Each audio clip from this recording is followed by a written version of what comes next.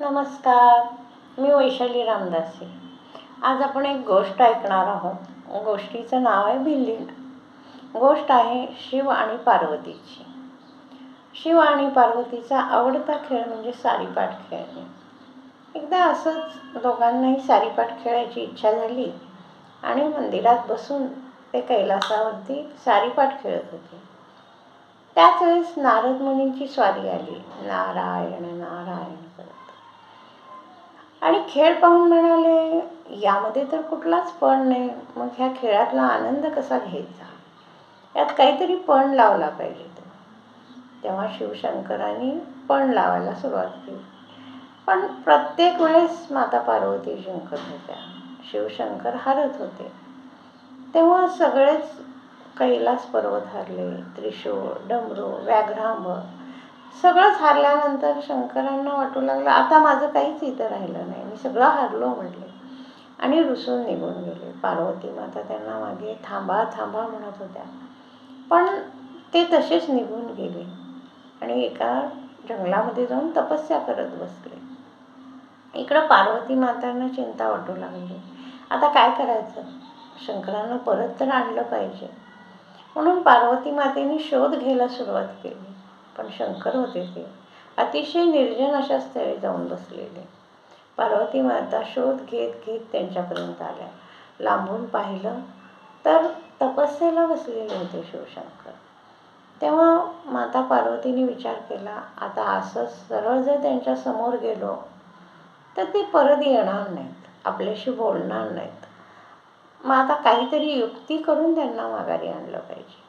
म्हणून त्यांनी भिल्लणीचं रूप घेतलं. भिल्लिणीचं रूप घेतलं. सुंदर असं पोशाख केलेला आहे, पायामध्ये पैंजण घातलेले आहे आणि नृत्य आणि गायन करत जिथे शंकर तपस्या करत होते त्या ठिकाणी त्या आलेल्या आहेत. आणि मग नृत्य आणि गायनाचा आवाज ऐकून शंकरांची तपस्या भंग झाली. त्यांनी डोळे उघडून पाहिलं तर समोर एक मुलगी नृत्य करते, जी भिल्ल दिसते. अशा प्रकारे मग शंकरांनी विचारलं की तू मला माळ घालशील का, तू माझ्याशी लग्न करशील का. कारण तिचं रूपच एवढं मोहक होतं की शंकर पूर्ण तिचे व्हायचा विचार करू लागलेले.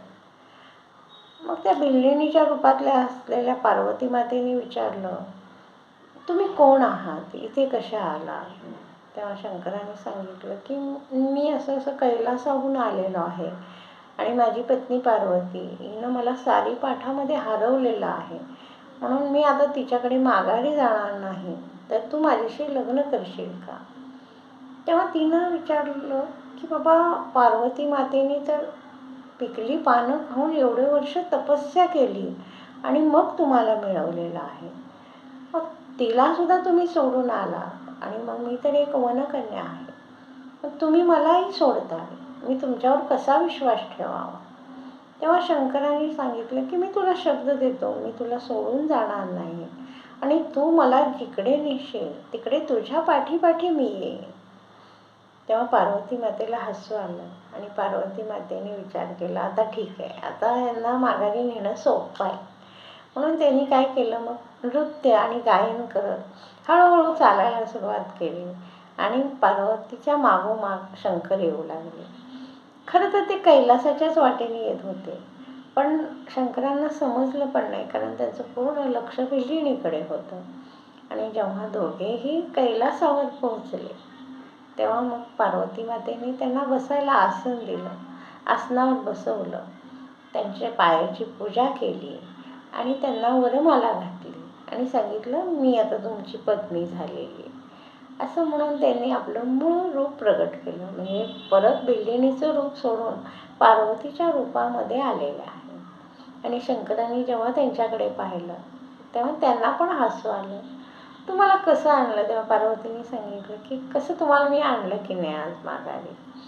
तेव्हा मग देवाने सांगितलं, खरंच तू आदिमाया आदिशक्तीस, तुझ्याकडे सामर्थ्य आहे तेवढं की तू मला आज माघारी घेऊन आलीस आणि तू सर्वांना अशी प्रेमाने जवळ करतेस, तसं तुझ्या भक्तांवरही कृपा राहते. आजपासून तुला माया हा शब्द ह्या सगळ्या भक्तांना तो आपलं तारून नेण्याचं काम करतो.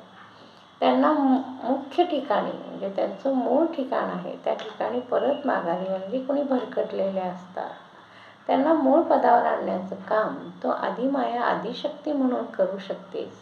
अशी छोटीशी शिवपार्वतीची गोष्ट. जय श्रीराम.